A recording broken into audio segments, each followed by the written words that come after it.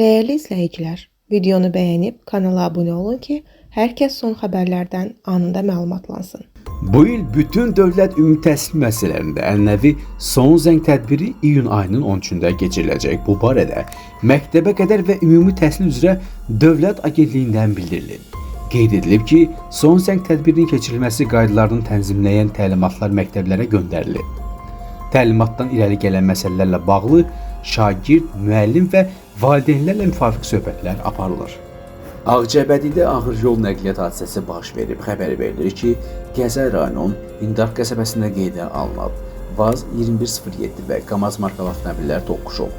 Qəza zamanı bir nəfərin həyatını itirdiyi bildirilir. Faktla bağlı araşdırma aparılır.